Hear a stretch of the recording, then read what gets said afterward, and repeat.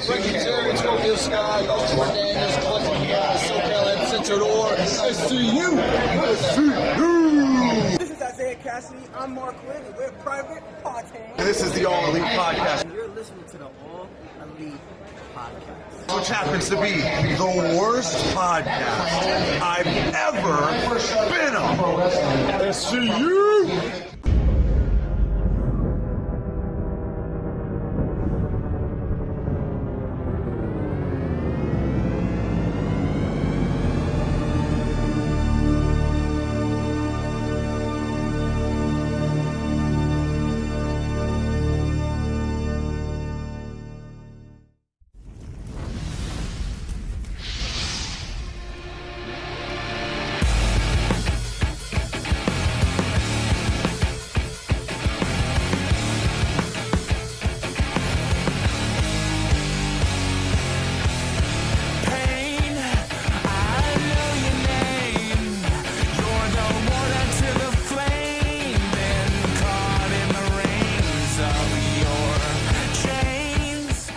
What's going on, guys? Welcome back to the All Elite Podcast right here on the No Holds Barred Network, your source for all wrestling podcast content and more. I'm your host, as always, and the CEO and owner of the No Holds Barred Network, the self-proclaimed greatest host, Kyle Masters, always joined on the podcast by my co-host. She is the EVP of Giggles, the Executive Vice President of Giggles, that's it, the Heartbreak Chick, the Queen of the Indies herself. She's a lady of many titles, Tiffany.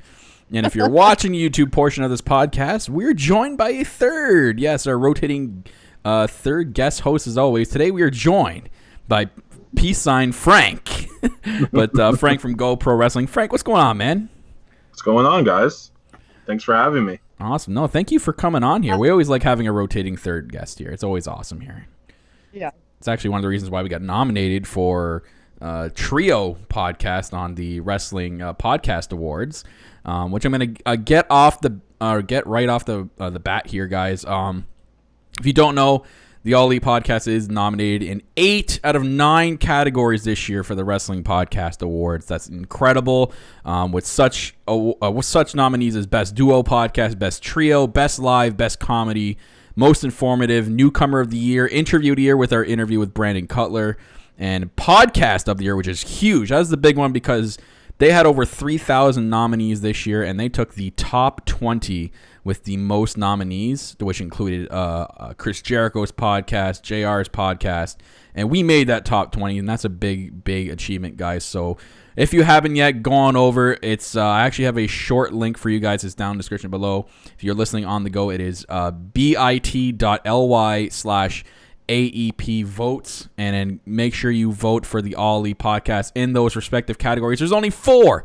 That's right, 4 days left to vote for the All Elite Podcast and the Wrestling Podcast Awards, which will be live on the Wrestle Hub, their Twitter channel. I believe they'll be twitching it, and it'll be on December 8th. So if you haven't voted yet, vote for us. If you have, share. We're in the top 5. So being subscribed to their Patreon, we are in the top 5 for a lot of categories. I think about 6 out of the 8 we were nominated for, we're in the top 5 voting right now. So it'd be huge if we won at least one. I'm happy with at least one, but I'm just literally happy we got nominated for Podcast of the Year, which is huge. I never thought we would. It was even crazy when me and Tiff first got DM'd about it. We're like, oh my God, like really? Like I didn't even know this was a thing. So well, I knew about it listening to other like podcasts out there, and like with our buddy JD from New York, you even mentioned it before, and I'm listening to other podcasts and they mentioned it before in the past. I'm like, oh, that'd be pretty cool. Never thought we would actually get nominated, but it's a cool thing what the Wrestle Hub does with these Wrestling Podcast Awards, and they're getting it. They're having it hosted this year by former wrestling podcast Rant with Ant. He's actually hosting it this year, so he'll be doing all that stuff with that. So yeah, 4 days left, people. Go get some love. 4. The big 4 horsemen days left to vote. Oof. Other than that, guys, so this is Frank. Frank, why don't you tell the people what you're about and where you come from and what you do. Come from? Your mom. Okay. Where do I come from? So I do social media for Go Pro Wrestling, where I guess, I don't know, we used to be a YouTube channel, and like that's all we cared about. And then now we're technically a promotion because we ran a show. So like we're in the top 100 most watched YouTube promotions in the world. Hey, so that's cool. That I don't know how that happened, but like we have like 3 matches, but it's cool. Whatever. So what we do is we film for a bunch of indie shows. Like we are the film crew for like WrestlePro, Creative Pro, XWA, like bunch of indie companies, whatever. That's cool. And then we also like film for like bigger companies, and we do backstage stuff for them. And we did one for Ring of Honor and Impact. I don't know. There's like a bunch of companies. We just do a bunch of like videos for them. So you've seen some of our videos. Can't like always just name them, but they're there and we're behind them. And yeah, that's my background. It's awesome. Yeah, we actually got to meet up at Full Gear during the during StarCast. We saw you over there, and during the I believe the after party too. Were you at the after party? We were. We had to film it, and we were trying to get as many of the wrestlers to like do stuff for the camera, but they were all like trying to get drunk at Jericho's party. So. Yeah, well, that's where we figure. We were sitting there going, I bet you everyone's at Jericho's after party. Yeah, like they were like, all right, like we'll go. And I'm like texting them, they're like, hey, like, are you guys coming to this? And they're like, oh yeah, like we're gonna be there, but like we don't have to stay that long, right? And we're like, I'm gonna get you on camera, and you were definitely there, so don't worry about it. So that's pretty much. They're all like, yeah, we're just gonna get hammered at Jimmy's Seafood, and that's gonna be the best time ever. All right. Was that where his after party was? Was that Jimmy's Seafood? That's right. Are you serious?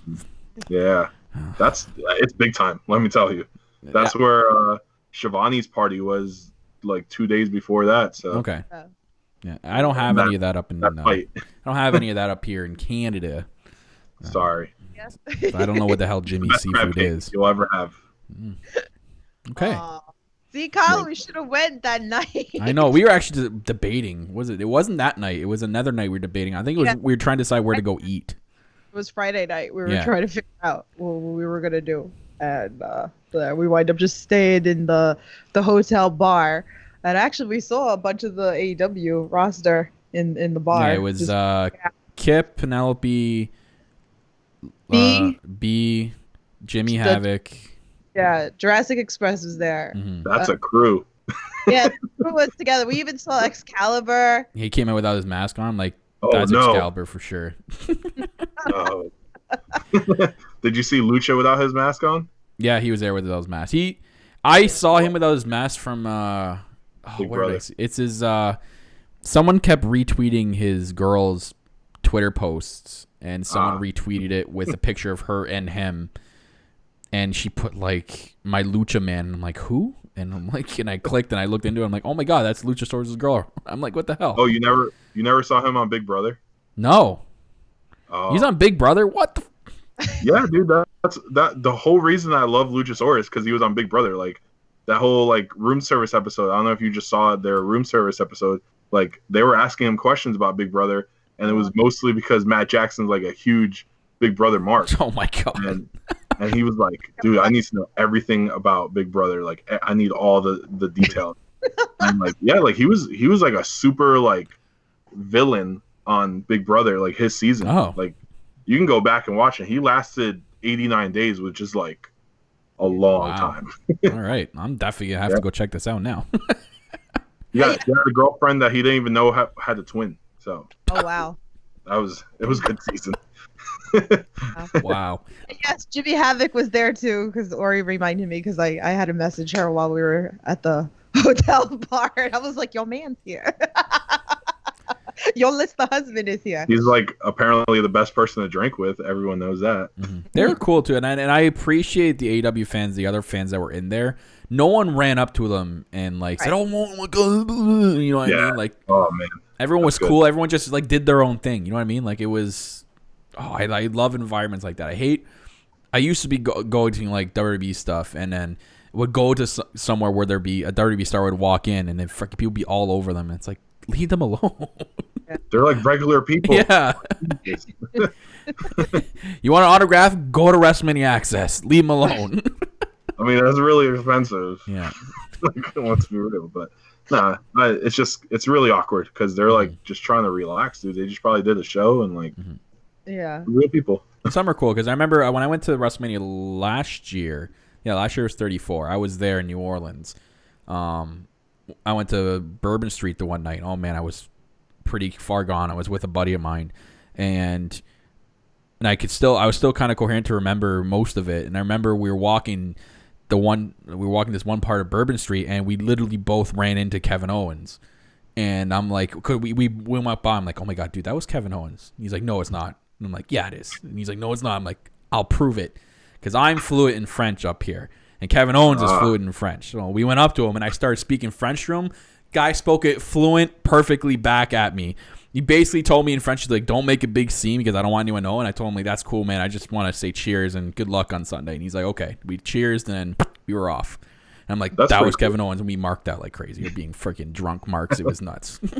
But that's a really good memory. Instead of having to like bum rush somebody for like a fully photo, like you had like an actual moment with somebody.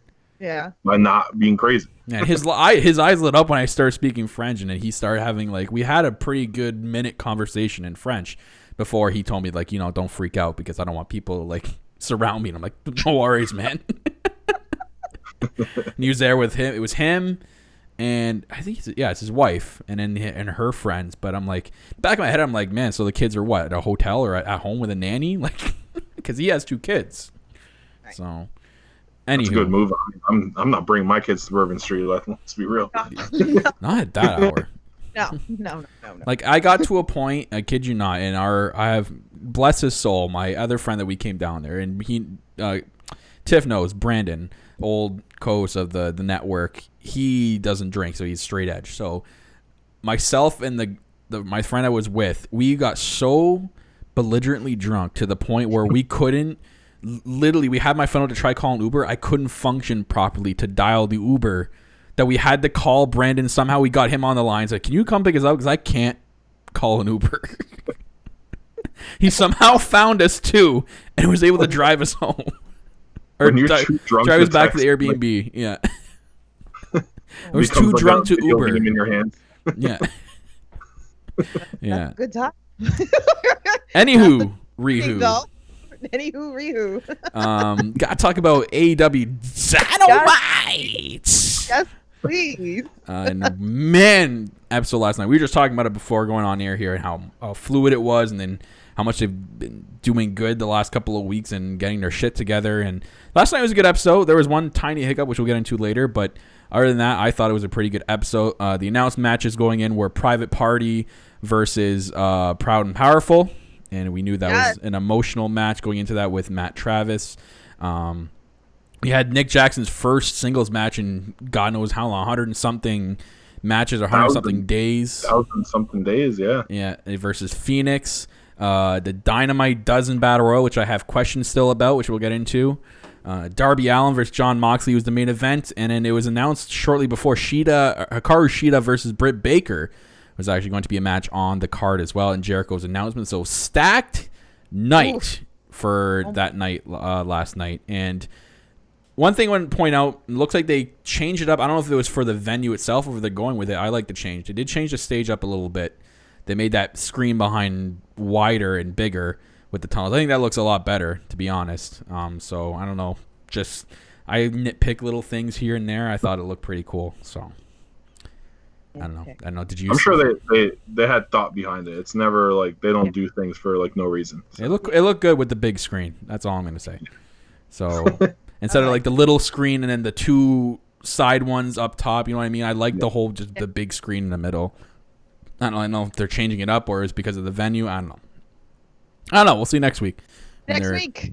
Yeah. But we opened up hot again, man. They that's one thing I want to point out. They know how to open up a show.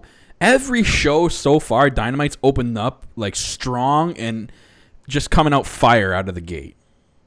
Like, I love the fact that we're also getting a lot of single matches out of tag teams.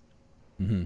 So I feel like also that we're seeing what one of the, the strongness of one of the tag teams. Yeah, and then we got that with Nick Jackson and Phoenix to open up the card last night, and both the younger brothers of the brother tag teams. So that was pretty cool. They pointed that out as well. Again, such a fire start to AEW this week, like they've been doing.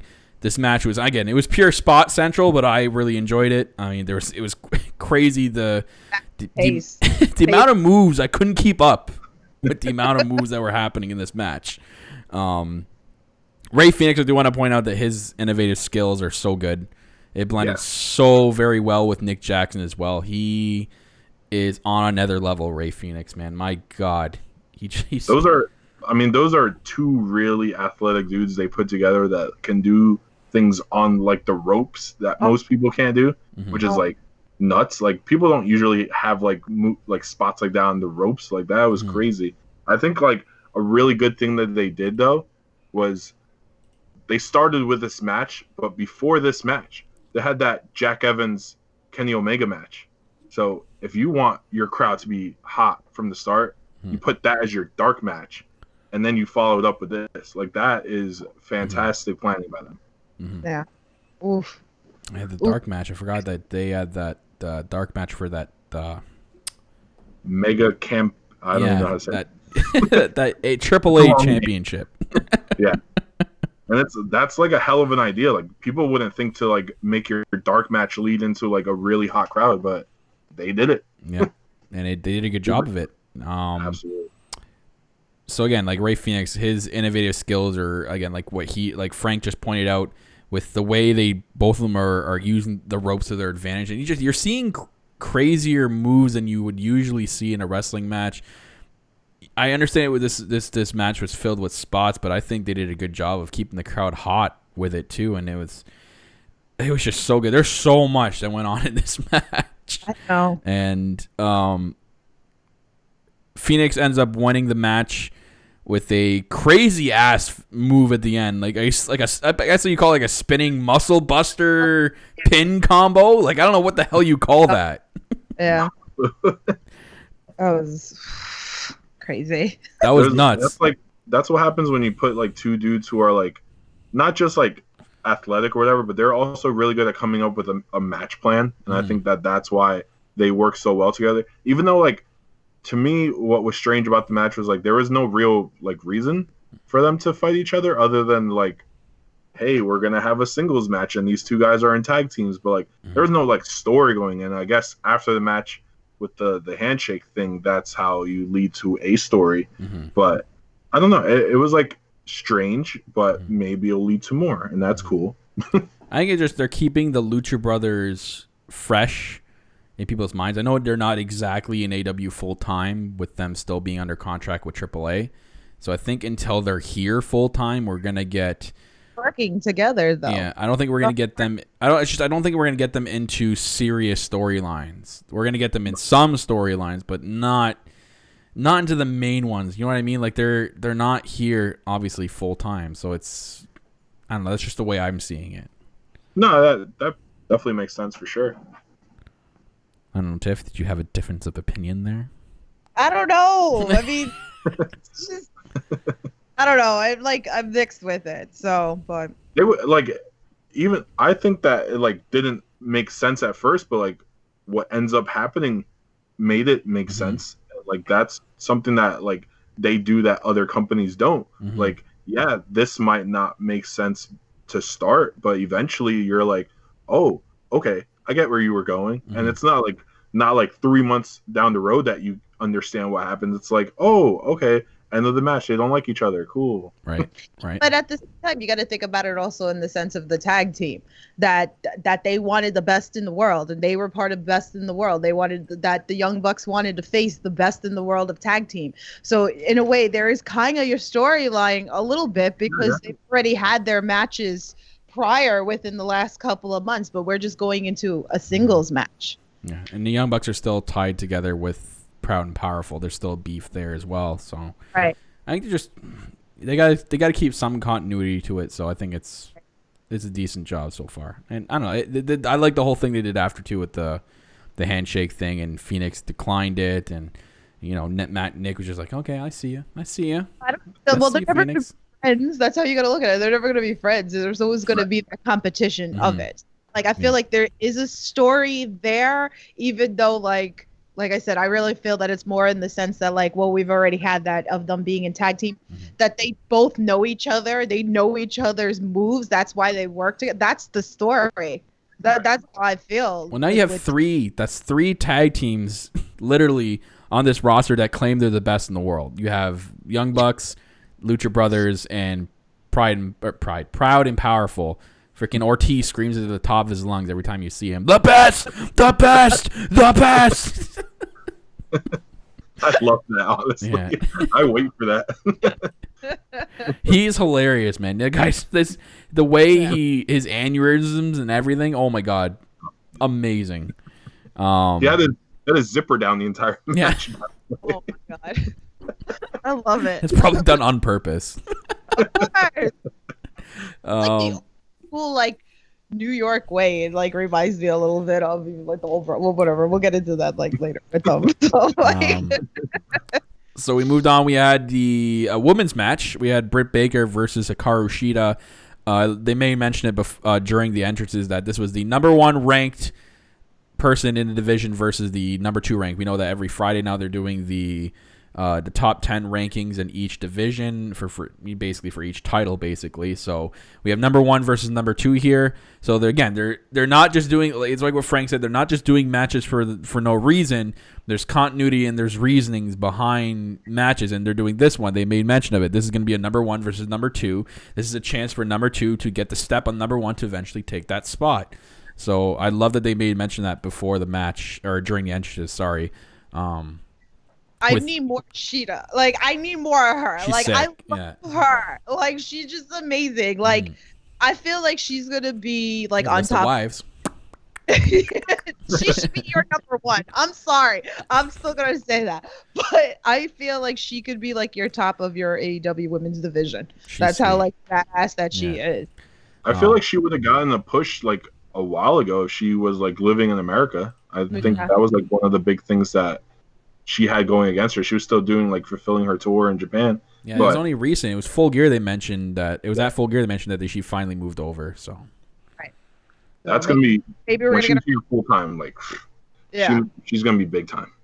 Oh yeah, absolutely. Give me her Rihu. Rihu, yeah. Yeah, she calls Riho. Or she made a mistake one episode, and I never let it down. So, anyways, whenever we get sidetracked, we'll be like, anywho, Rihu. It's got to be a T-shirt. It's gotta be something, you know. So this is a pretty hard hitting matchup, like, and I say that because Britt's nose even got busted. So these girls weren't shy. What's up with Britt always getting hurt? Like, what is going on? You had a black eye like 3 weeks ago. It sucks because she's like, she doesn't come across as a snowflake, but her body treats her like a snowflake. Like that's it's. Imagine you show up to get your teeth cleaned by your dentist, and she has a black eye or a broken nose. Like, yeah, I'm gonna choose another dentist. Like, she might kick my ass, or I'm gonna kick her ass. Like, I don't know. Is she gonna do something, and I'm gonna have a reaction and go, like, and punch her in the face? Damn it. Oh god. Or never mind. I'm not gonna go there. Anyway. Yeah. Anyway, yeah, she got busted open. So these girls weren't shy for the strong style type for this kind of match. Shida, I love her chair spot. So she brought that out again, where she sets up the chair on the outside. I love that they interacted the referee in this one, because usually they weren't doing that before, but now they got the referee involved. She's like, "No, what are you doing? You can't use a chair." And she's like, "Okay." And then she just runs and does the running knee strike, which she does really well. Like, she hasn't botched that once, which this shows actually. I think this match basically showed like the top 2 women in division. And these are the top two, I think, that, well, besides Riho, I guess Riho has been done pretty good too. But these 2 girls are 2 girls you're going to be building the division around. This is not taking anything from like a Nyla Rose. I know she's still semi-green. I know they're still working with her. Awesome Kong, I can't really say anything about her. She's awesome. Right? Just like... point, and they're doing the whole character thing with that. But as terms of like when it comes down to the nitty gritty and wrestling wise, like I think Riho, Britt, and Hikaru are the girls you're building your division around. So we got 1 and 2 again. 1 and 2 right here, showing you what this division is about. And it's. I think I know why they did this. They did this, I'm assuming, to answer the criticism that AEW's been getting leading up to this show. I don't know if anyone's been. I'm always on Twitter, and it's so hard. I sit there and I'm like, I want to respond to some of these people, and I'm like, I'm not doing it. I'm gonna get pulled in, and I'm not gonna stop. But the people that have been criticizing the AEW's lack of women's division lately, and I'm like, I don't know what you're talking about. Like, I know they're not getting as pushes as the men, but they're getting matches every single week on Dark and the main and the actual show. Yeah. Nothing gets done overnight. Like this company just started. Like, I think part of that criticism though is probably less about matches and more about like storylines. They're not getting because I understand some of the criticism because it's like they have matches, but they don't get like the hype tapes. They don't get like the promos. Like Britt got a promo, but have we gotten a good promo video about Ryu? Have we gotten a good promo video about? Well, we had one with B, but that was on.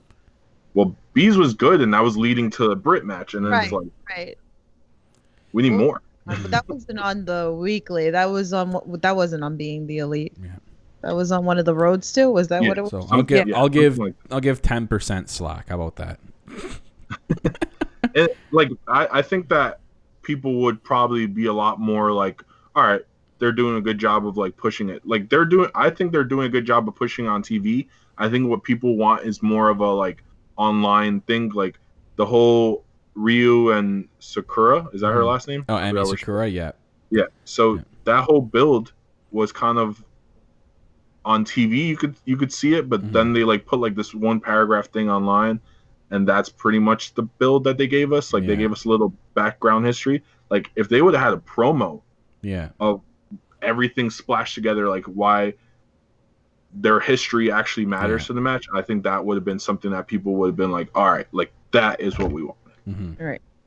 So I think that's all they're missing. It's just the packages. Yeah. I don't think it's the matches. No. Yeah, no, the matches are fantastic. So it was a slowish start to this one, I will admit, but then it picked up near the end. Very good back and forth, which is a good way to book the match, especially if you have a number 1 and 2 contenders going at it.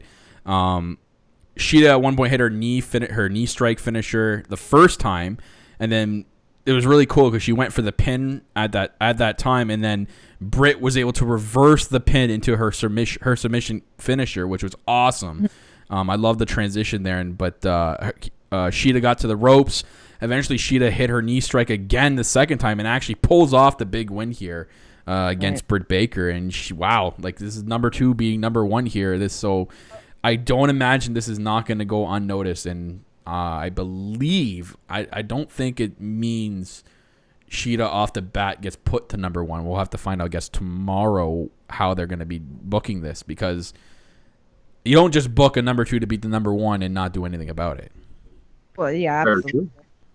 What was I gonna say? I lost my train of thought. Oh, I like the fact that Shida like kind of like fought out of the lockjaw, like twice. We haven't seen that yet. Twice. That's another big thing. No one's been able to fight out of that lockjaw like that. Like she was able to climb herself to that rope in like 5 seconds after being locked in. Yeah. So, that was like the first time, right? I believe it. I don't think anyone's like broken out of that when it's been locked in.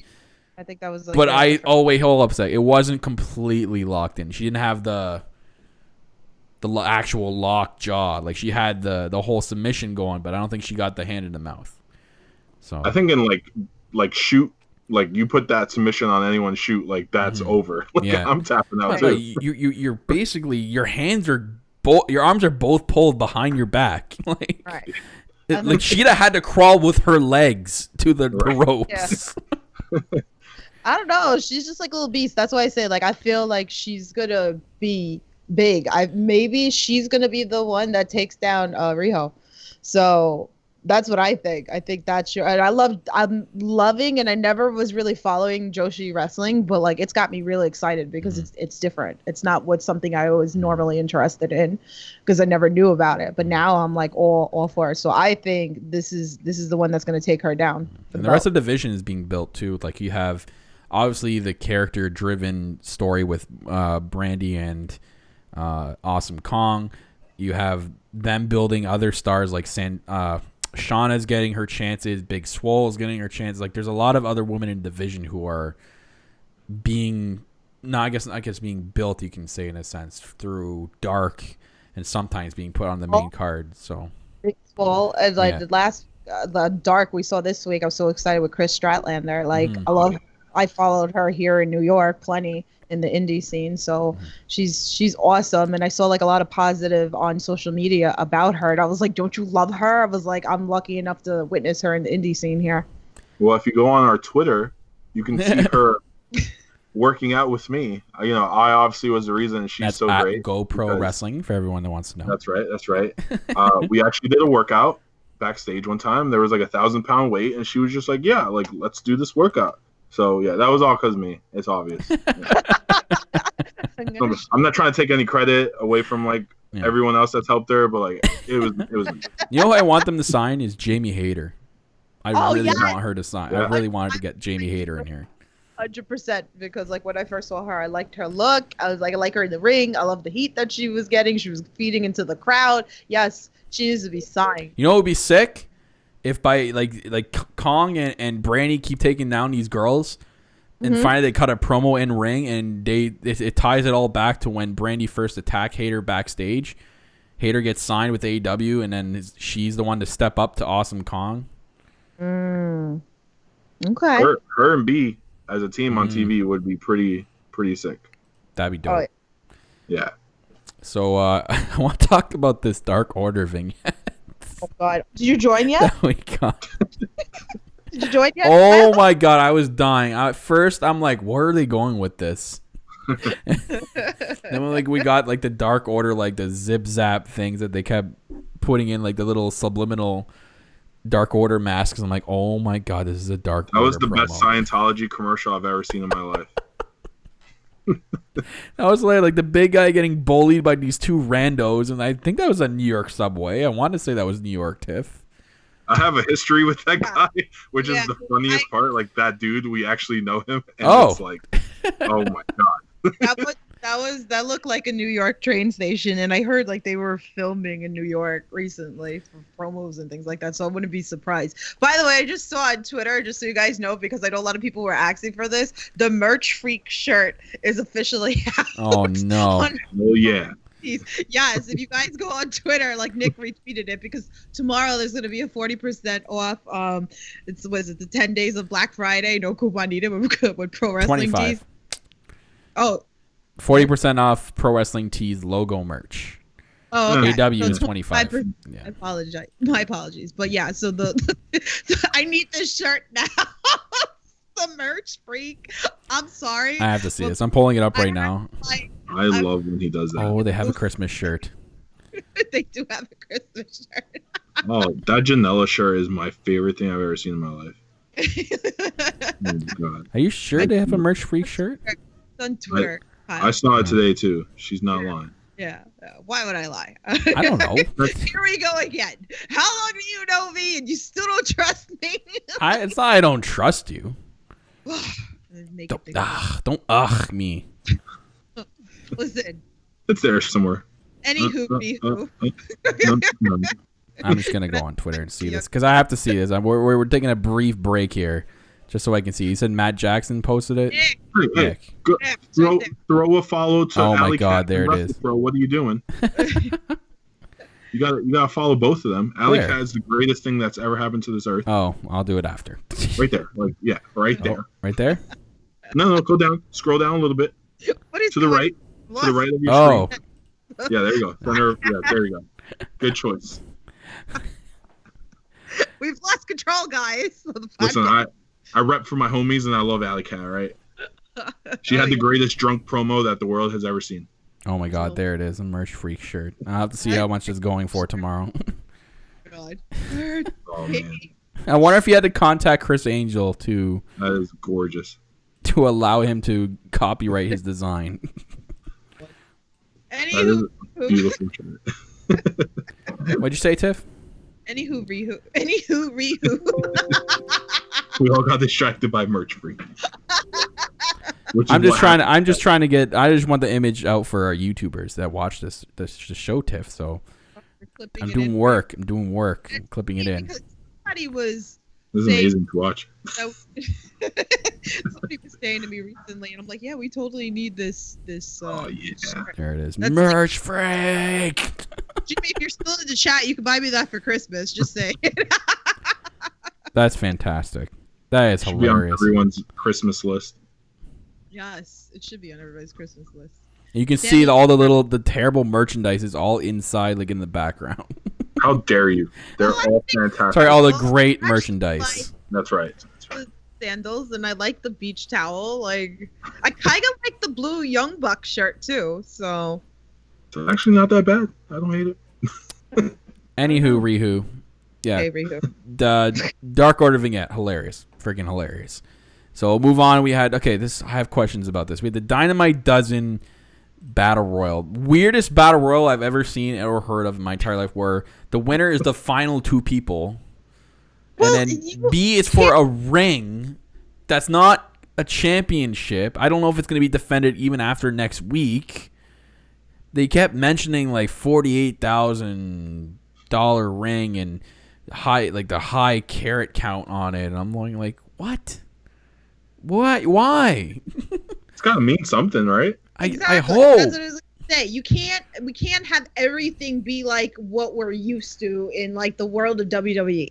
We have to have some sort of difference here. This is like WWE doing something that without any context behind it. Okay, so you can send a BTE mailbag. I will. Okay? Like, what the hell are you guys doing? Mailbag. Anyway, so the participants were as follows: Hangman Page, Chuck Taylor, Orange Cassidy, Kip Sabian, Jimmy Havoc, Jungle Boy, Marco Stunt, Pentagon Jr., Sunny Kiss, Sunny Kiss, Joey Janela, MJF, and Billy Gunn.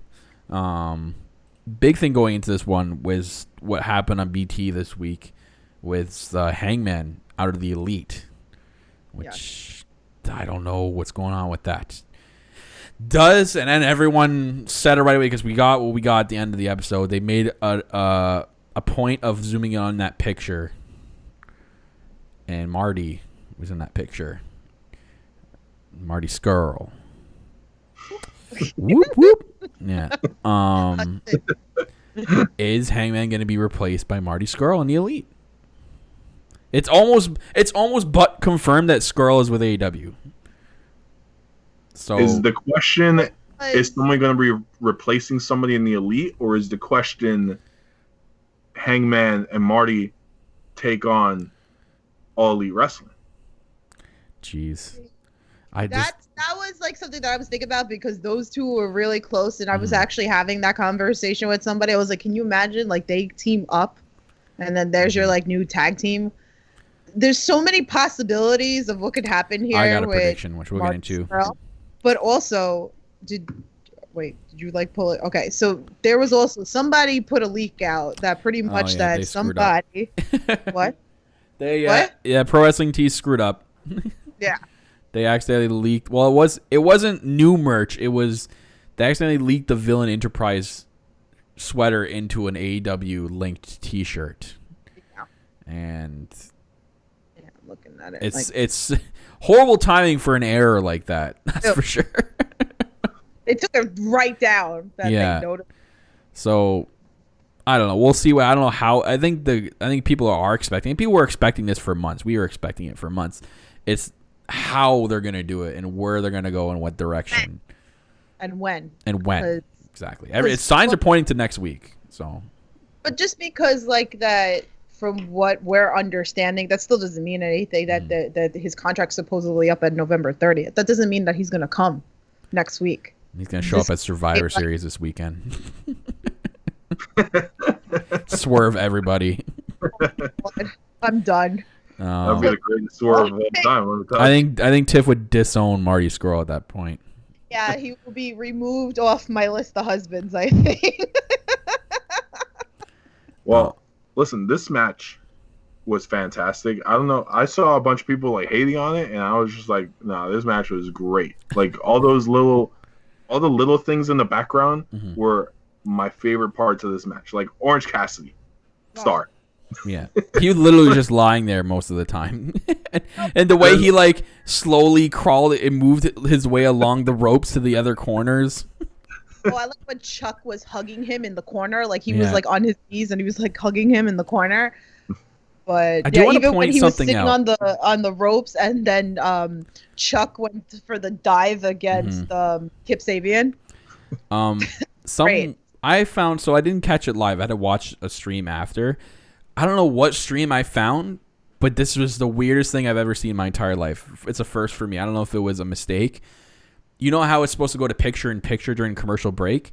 The stream I was watching never went to picture-in-picture, and the commentators were still talking. Oh, so you were on the Fight TV stream. So that's what that is? They keep talking and like as if they're still commentating? Like in other countries, they just have the Fight TV stream, and they don't have commercials like we do. They pay, so they get to avoid the commercials. So they just have like a continuous feed of the entire thing. Okay. Which is a lot better. Didn't know that. But so that's what I had.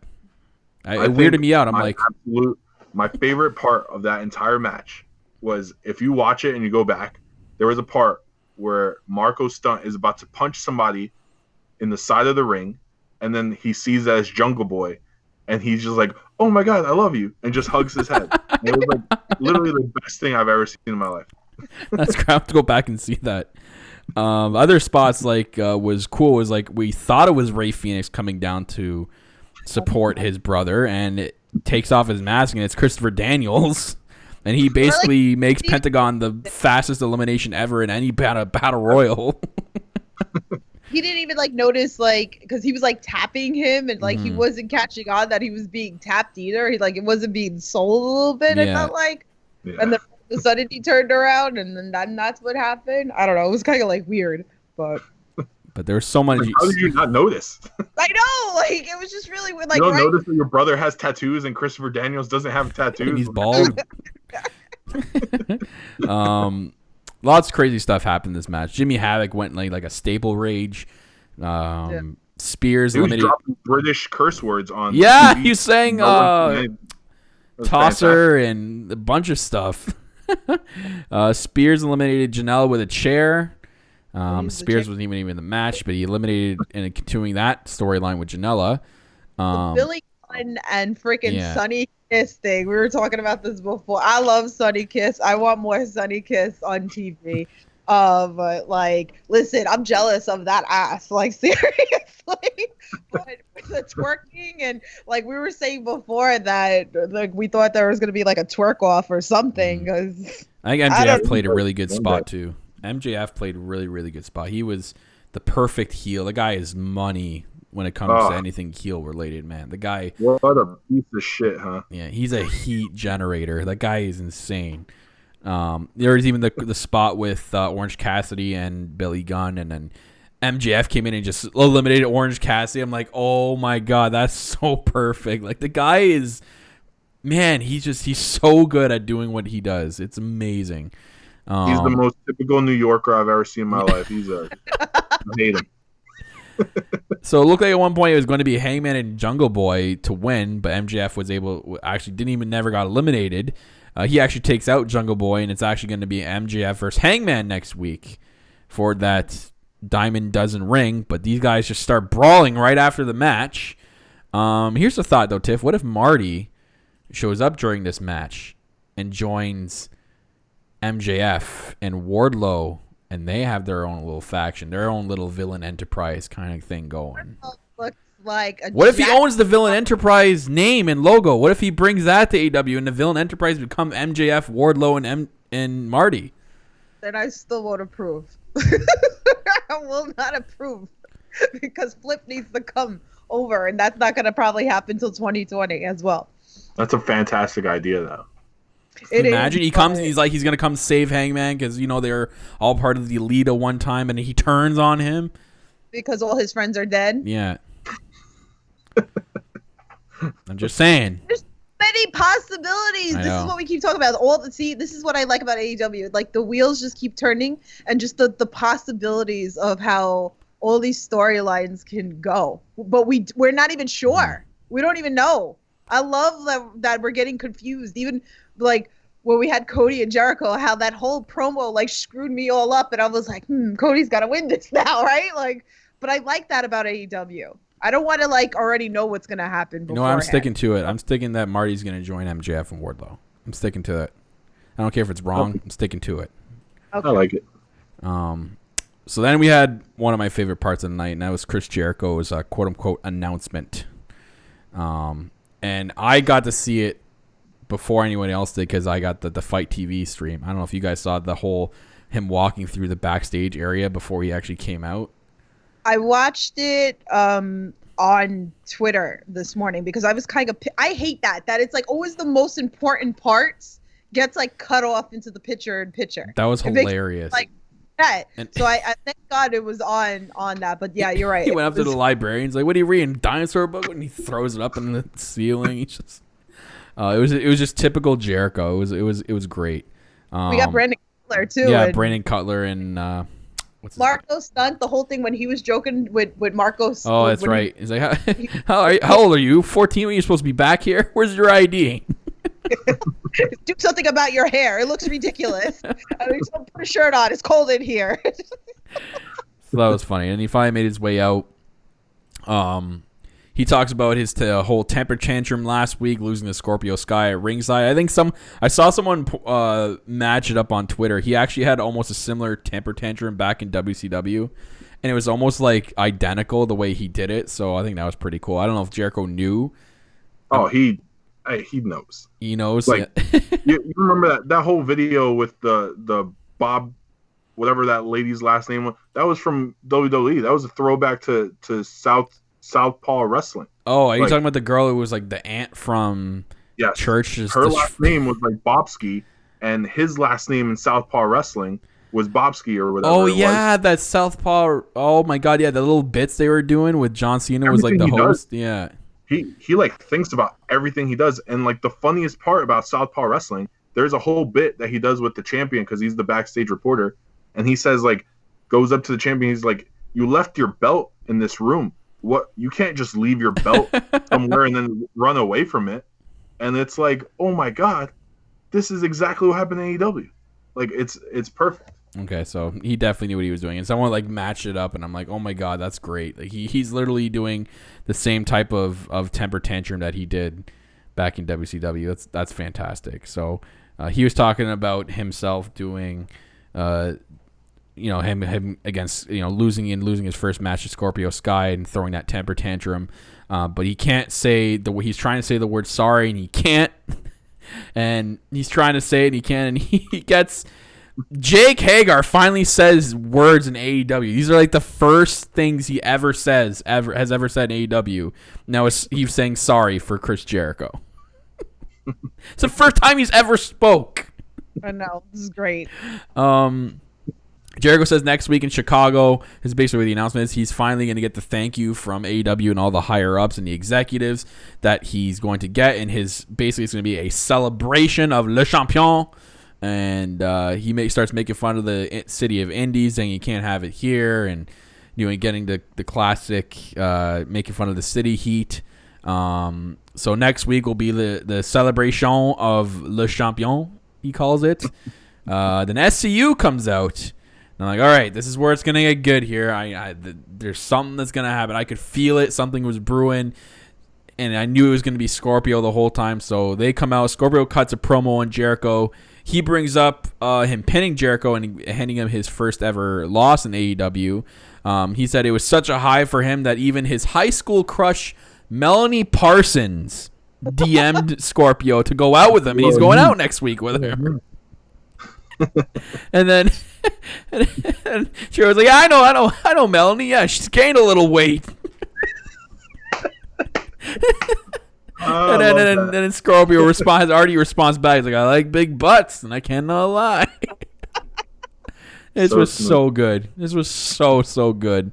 And then Scorpio tells Jericho, he's like, I'm sorry that I had to embarrass you next week, Jericho. And then Jericho says, basically, he's not embarrassed, and he's going to prove that this is not a blemish, and he's going to face him one-on-one.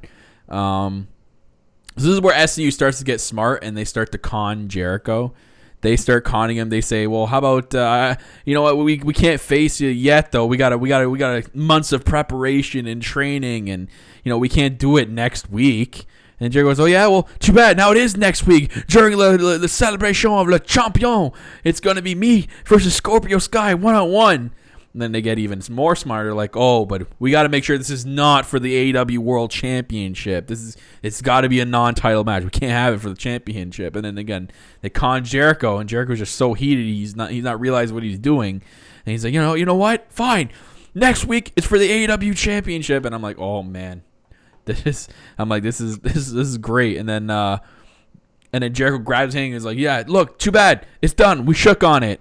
And then Scorpio laughs and he pulls him in and he says the best line ever. He tells Jericho, he says, "Maybe I'll win that championship next week and I'll turn Le Champion into Le Bitch." And I'm like, oh my God. The whole crowd went nuts. And then Jericho just pops him in the head with the microphone. Brawl ensues. Rest of the Inner Circle come out and beat up on SCU. And Cutler and Nakazawa at one point even tried to make the save. And that didn't help. That's twice that they've tried to make the save and they just can't. One day I have a feeling these two are going to be a tag team. Why do I have a feeling that Nakazawa and Cutler are going to be a tag team? It would be fantastic together. No, we need more Cutler footage. Well, he's two contract Cutler. There'll always be Cutler footage. Would be three contract Cutler. So actually, then Jurassic Express come out, and you can hear the crowd going nuts. As soon as Luchasaurus is so over. As soon as he came out, the crowd went absolutely ape crap for him. My God. Oh, yeah. And then he got in the ring, and then Jericho rolled out, so he had to stare down with Jake Hagar or Hagar, however Jericho wants to say it. And he takes his watch off and throws it into the crowd. I'm like, hope that wasn't a fossil watch there, Jake or Jack, whatever you want to be called. I hope it was a fossil watch because that would make sense with a dinosaur in the ring. Oh, dun. And then Jake walks back, and then he leaves, and then leaves a Luchasaurus in the ring. So I don't know if that's hinting maybe at a future match between these two. Maybe Jake Hager's first match is going to be against Luchasaurus. I'd love to see those two go at it. That'd be a really good match. It will happen. Just when?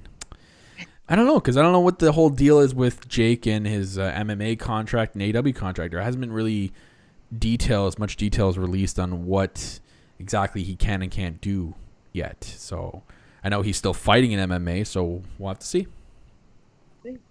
So Luchasaurus kind of stayed around, and I got to see it because I had the Fight TV thing. I was weirded out about what was going on. You guys didn't see it. So Peter Avalon was actually about to cut his promo, and when they went back live, they started his music right when he was about to speak. So that's why when they came back from live, he was pissed looking. oh. And then you can hear it faintly if you go back and watch it when he gets face to face with Luchasaurus. He says it to the ref right away. He goes, "I'm going to make this quick. I'm going to jump right to my line." And then the ref's like, okay. So they kind of did like the whole John Cena talking in the ring kind of deal. So this literally lasted 10 seconds. Luchasaurus won. Whatever. Funniest part of the whole thing, you had to look at it really closely. When they were about to fight, Leva Bates was giving the dinosaur children's book to Marco and Jungle Boy, and they're like, "Ooh." I was dying. I couldn't stop staring at that. I'm like, "Oh my God, it's the best." They do these little things. Yeah, like, did you ever notice that she carries different themed books every week? Like, it's always got something interesting. Mm-hmm. Yeah, but she's never reading them. Leva's cool. I like her. She's a terrible librarian because she never reads the book. I want more Peter Avalon, but I don't want him with her. Ugh. I think Peter Avalon's like the what's it called? What's his name? What's his name? The Kurt Hawkins of AEW. I think he's just gonna have a massive losing record. I hate that because he's so good. Like, and I go back into the whole thing again. Like I said, I loved him in Wrestle Circus. That's what makes me like super upset. Pissing off the queen of the indies here. He's being wasted. I don't care. I am the queen of the indies, so I'm always gonna compare it off to the indies. The queen has spoken. That's exactly so. Whatever. Give me my all right, crown. so we had our boys' Private Party facing off against Santana and Ortiz. Match was put together from the heat that they've had the last couple of weeks, but also the tribute to their fallen wrestling friend from House of Glory, Matt Travis. Both teams brought the shirt with the in memory logo on it, which is really cool. And I'm sure this was very hard for them, but it was a very good tag team match. You have two really good teams.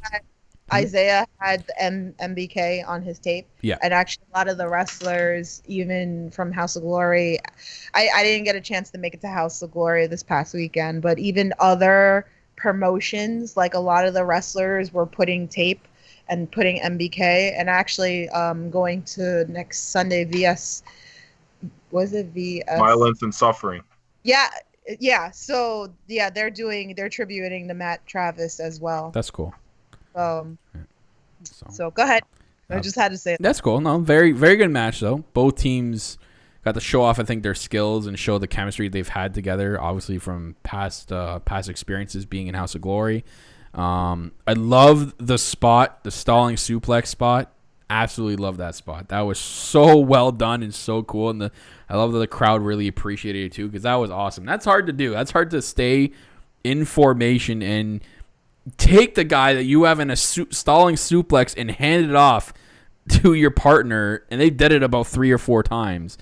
And the amount of blood that must have rushed to, is it Mark Quinn's head? My God. Like, that would have made me dizzy for the rest of the match. Yeah. That was amazing. Because that was a good almost 50 seconds long that he was upside down. But that was a really cool spot. I really appreciated that.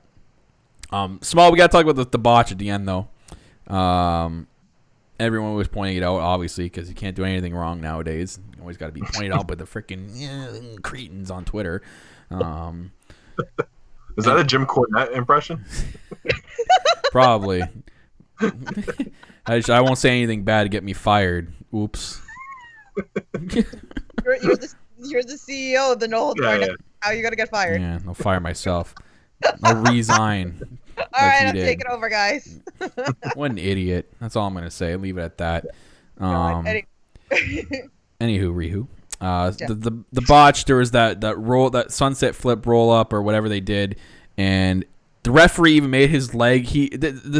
Santana messed up. I don't think he caught the spot in time. The referee's leg was hanging on the outside while he's making the count.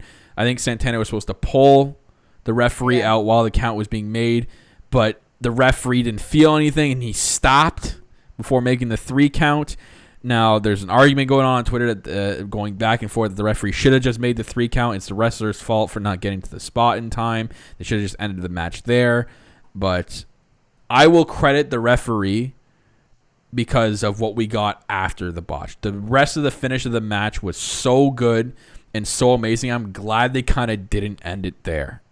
So, in a way, I'll give some credit to the referee for pretending that he made a good sell to like, hey, what the hell? And he kind of slipped out of the ring and, he kind of just yelling at Santana to make it look like he did something. And the camera work was good, too. I don't think anyone noticed that the camera work didn't catch the referee slipping out of the ring by himself. It was faced the other way, so it kind of didn't really seem like the referee did it by himself. It kind of still seemed like someone pulled him out. But it was the crowd reaction that made it awkward. Yeah. So I'm sure live it probably looked like, oh my God. Yeah. I love the little part at the end with the gin and juice and how Quinn screamed Isaiah and Quinn and it's like Isaiah, I love that. And then oh my God, can we talk about how freaking Ortiz was digging his nails into Quinn's back? Mm-hmm. I was like, yeah, and he's like, argh. He's so crazy. I love it. That's what I mean. After this spot, after this botch, I'm glad they didn't end the match there. I think they need for that kind of match too, to for the amount of emotions that were going into that match because of what happened, and you couldn't have ended the match like that. I don't think it would have just been weird. I understand the argument from the other side though, but I'm kind of glad they didn't. So I will give credit where there's credit due, and awesome Gin and Juice to win the match in Private Party, big win. I had like this super weird Twitter interaction last night after this match because somebody was trying to give Jim Ross crap about this one line that he used of saying that Santana or Ortiz should be used to handcuffs or something like that, right? So like, but like, I think they were trying to go along the lines of Jim Cornette style. But okay. You have to understand that their characters, if you watch the Jericho promo against Cody, it literally says on the bottom, street thug and ruffian. Like, that is literally their character, and I tried to explain it to him, and he was like, well, isn't it pretty racist that the Puerto Rican guys are going to be, like, handcuffed and stuff? And I was like, like, everyone in this company has their own characters. Like, no one told them to be this character. Like, it makes sense. Can't keep KayFabe anymore. Can't keep KayFabe. It's wrong. It's can't do it nowadays. Can't do it. Absolutely nuts. Yeah, That's brutal. That's brutal. After the match, Guevara actually came out, and he was attacking while vlogging at the same time. Best part though is when Dustin came out to save, and you got Frank wearing his Sammy Guevara t-shirt. Frank come out. I got support, with it. Dustin came out for the save, and then he started vlogging himself attacking Sammy with his phone. So I can't wait to see Sammy's vlog in Dustin's part because I want to know what he said. And that's awkward for him because he's a really old dude, and I always laugh at really old people doing like selfie things. He's fantastic with the camera. Did you see what he did to us? No. Backstage? What he literally? So we were at StarCast backstage, and he literally grabs the microphone and he's like, "I'm gonna interview you." Oh. And he like made me film it, and then he's like, "Turn the camera and show your face." So I had to put my face on in the middle of an interview. Like the guy knows what he's doing. All right, man. He knows what he's doing with a camera and a mic. Okay, I'll give him that. So. That's great. That all in all was awesome. And then this was funny. So we had a Kenny, I guess you can call it promo, and he's working out with Michael Nakazawa. I don't know if you can call that working out. That was lightweight. 5 pounds. And he kind of talked to the fans. He said, he knows he's lost his marbles lately, and he thinks he's tracked down the cause, and he thinks it all started at All Out, where it was against Pac. He says the powers at B have given Omega a chance at redemption, and his road to redemption is going to start next week when he has a rematch from All Out with Pac in Chicago.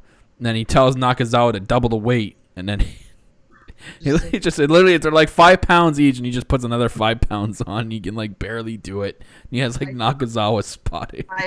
Yeah, he said only the one side. So only the one side. Yeah. Oh my god, this was so funny. This is good. I could do that on the reg. And so then this led into our main event, and oh man, at this point in the night, I'm like, can it get any better than this? And they answered it. They answered it for me. So Darby's intro video was awesome. They had him skating down some random street carrying a body bag with the word Mox on it. I'm like, oh my god. I'm like, I fucking love this company. Yeah. This was so good. They have him going to this concert, putting himself in the body bag, and then getting crowd surfed inside the body bag. Are you sure they're making him do this, or this is like a regular Darby thing? I think it's just like I think this is another day in how Darby gets around. So I think they decided to film it. Right, like, Darby, do what you normally do, and we're just gonna film you. And okay. I just go to concerts and put myself in body bags and crowd surf. It seems right. I'd like to know where this was done. Yeah, and then his entrance started, and the people they dressed like they're ready for a concert, brought the body bag out and left it on the stage, and it turns over, and he gets himself out of the body bag. And I'm like, wow, that's awesome. Did anyone notice there's a GoPro on his skateboard? I don't know what he's doing with that, but there's a GoPro on his skateboard. I don't know what the hell was that. What was up with that? That's really cool. I don't know. It didn't mention anything. I didn't see any video. There's a GoPro on his skateboard. Maybe the he's gonna do a vlog too. Why not? Or maybe it's his personal stuff. Maybe it's gonna be on Being the Elite for color footage, as we call it, or whatever. Oh yeah, maybe. Be on the Being the Elite next week. So that was cool. So Mox does his usual thing where he makes his entrance through the crowd. Both guys were really, really over. You can tell with the crowd. And then by the time he got to the ring, this was hilarious and amazing. So Mox is walking ringside. All of a sudden, Darby just comes flying out and just suicide dives onto Moxley before the match even starts. I'm like, this is perfect. This is what you needed to do with these two guys in a match. Like, this was so well done. And I saw that someone posted that clip today on Twitter, and they captioned it. What did they say? Like, what happens when I come home and my dog? And this is what my dog does when I walk in the house when I come home. This was so good, and they brawled around the arena. Right, like, the match hasn't even started yet, so this was good. You with these two guys, these two cats, you have to do some sort of beginning of the match kind of thing like they just did. It was so well done, and I was so looking forward to it. And the expectations lived up in this match. It was so good. AEW's building big stars with both these guys, especially Darby. I'm loving the build that they're doing behind this guy. And you can tell it's working. Do you guys see the kids that were painted like Darby Allin in the crowd? I've been seeing it since I went to that first taping in Washington. Kids were dressed up like Darby in Washington before AEW was even a thing. Right. Like, did I not call this? Yeah. Did I not talk about that episode when he got signed? How excited I was that he was a star. And there's the Darby chick right at ringside that she was painted like he's becoming a big star. This guy, and even Moxley too. Starcast. There's like 1 million Darby kids at Starcast. It's crazy. Yeah, we saw like a whole bunch of people like that too. And it's not taking anything away from Moxley. This is probably the biggest Moxley's ever been in his entire career. Like the pop he's getting, he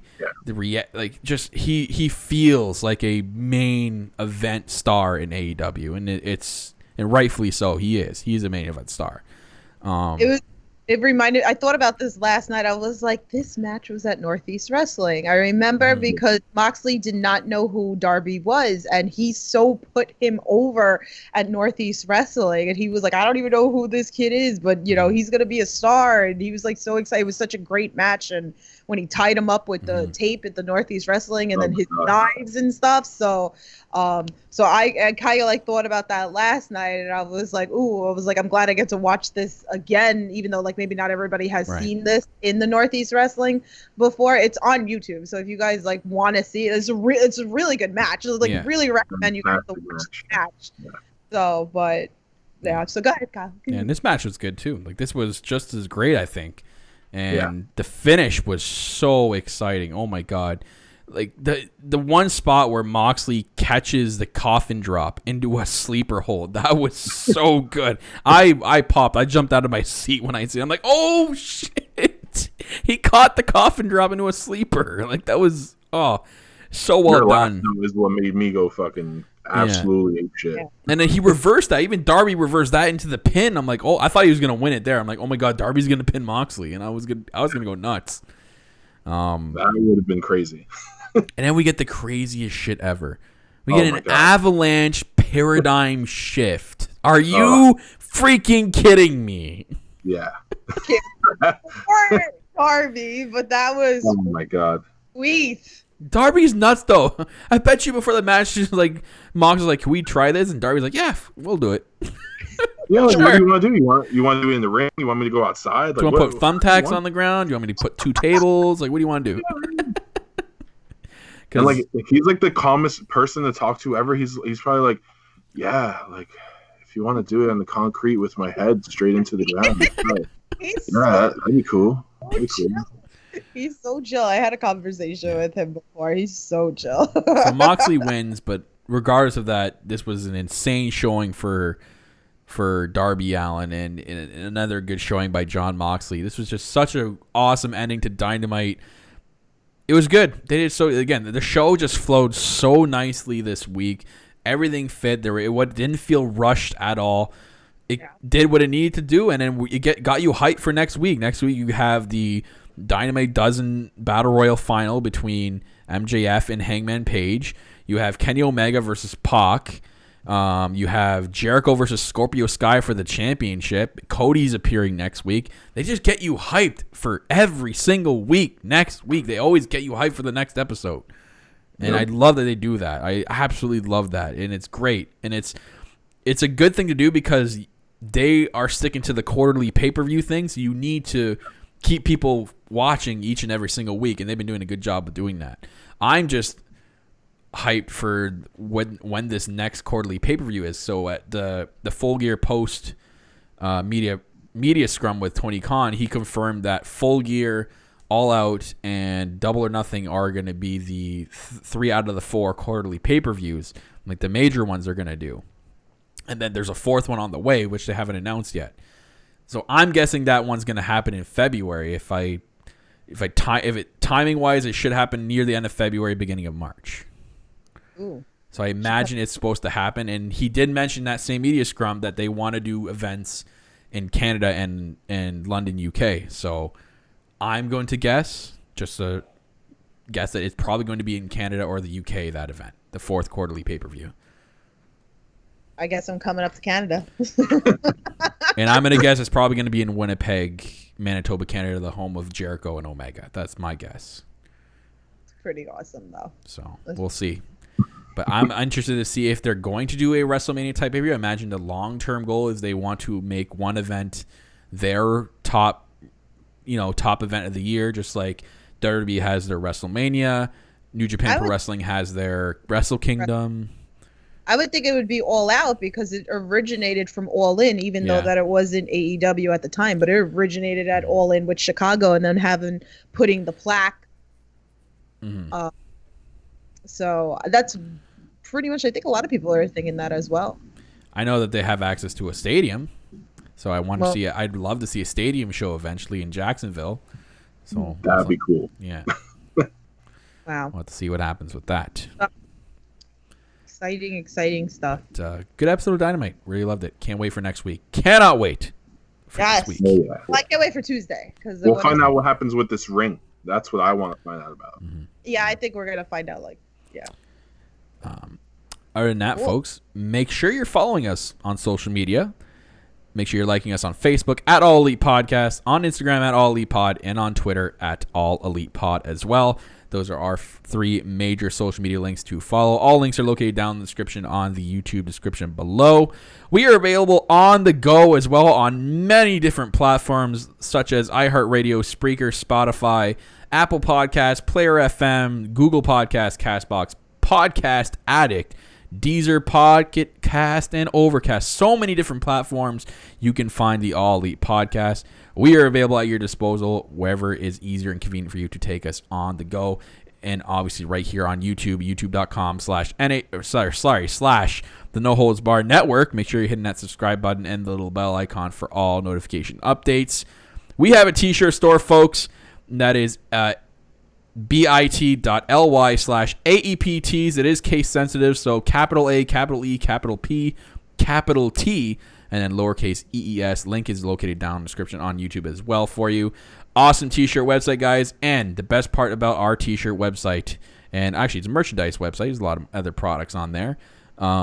Every single proceed is donated straight to Culture City. We do not make a single profit on these items. Everything is donated straight to Culture City, which is a great cause.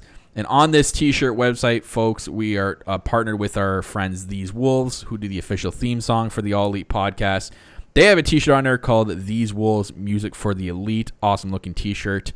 They are proud to be teaming with us to donate all proceeds to Culture City, which are a nonprofit organization dedicating to the fight of inclusion and acceptance of all individuals regardless of their unique abilities. Go follow them on Twitter for more information at Culture C. And then, like I said before, these Wolves, they do the official theme song of the All Elite podcast with the song Dead to Me. Go check them out, guys, on Facebook, facebook.com/These Wolves, on Twitter at @These_Wolves, and on Instagram at @These_Wolves as well. Check them out on Spotify, Google Play Music, guys. Awesome band. They do the official theme song for our podcast. Thank you, as always, to our friends Darren and These Wolves, who we actually met down in Baltimore. Yes. So Absolutely. that's it for the plugs. Gonna let everyone know as well, if you want, please go follow GoPro Wrestling. The link is located down in the description below. Follow Frank here. He's we put that link down in the description for you guys. Go give him a follow on Twitter. Show some love over there. And like I said before, NIG, Instagram, if you're into that Instagram kind of thing. Like I said before, guys, in the beginning of the podcast, you guys, 4 more days left to vote for us in the Wrestling Podcast Awards. We are nominated in 8 out of 9 categories this year, with the major one of Podcast of the Year and Interview of the Year with Brandon Cutler. 4 days left. Go vote for us, guys. Link is located actually on the Wrestle Hub Twitter account. Click it. Vote for your favorite AEW podcast. So, that's probably anywho rehu. Please and thank you. Probably yeah. Please and thank you. Sorry. Where are my manners? Where are my manners? You're Canadian. Come on, you got to have all these manners. You're Canadian. You're nicer than me. I tell. Since I'm Canadian, sorry. Sorry. Other than that, that's probably going to wrap it up for today's episode, guys. Thank you for tuning in live right here on YouTube.com. Thank you to Frank for joining us on this episode of the All Elite Podcast. Frank, you're always welcome to come back and chat AEW whenever you want. So whenever you want, give us a DM, one of us, Tiff or myself. Come back and chat whenever you want to. We'll include you on the show. So thank you very much for coming on. Thanks for having me, guys. Awesome. So, Tiffany, any final words before we sign off? Merp. No, actually, Whoop, whoop. The beginning of December, I know, like we were talking about it, Kyle made me an amazing logo for my indie talk. So that will, I'm waiting till after next weekend, because I got a whole bunch of indie shows that I'm going to. Another show being added to the network, guys. Tiffany's going to be running her own wrestling podcast about her indie adventures. So if you're into that indie wrestling, gotta want to check that out. It's going to be awesome. It's going to be great. I trust Tiffany to do a good job. He has no choice. Wait, can I plug one thing before we go? Yeah, you can. Go for it. Do it. All right. If anyone is listening to this show that lives in Alaska, Anchorage, Alaska, come to WrestlePro Alaska December 7th in Anchorage, Alaska. Oh, there you go. All right, Boom. We got to clip that and we got to post on Twitter and put hashtag Alaska. Got to do it. Got to do it, Tiff. Got to do it. Other than that, guys, it's going to wrap it up for the All Elite Podcast, episode number 56, right here on the No Holds Barred Network, your source for all wrestling podcast content and more. I'm your host, as always, the owner and CEO of the network, the self-proclaimed greatest host, Kyle Masters, joined by my co-host. She is the executive vice president of Giggles, the heartbreak chick, the queen of the indies herself, Tiffany, and this episode joined by Frank from @GoPro Wrestling. Make sure you go follow him on Twitter and IG. Most importantly, go follow him on IG as well. That's right. Awesome episode of Dynamite next week, guys. Next week is going to be awesome. Hope to see you guys next week. We'll be live right here back on the No Holds Barred Network and the All Elite Podcast. See you later.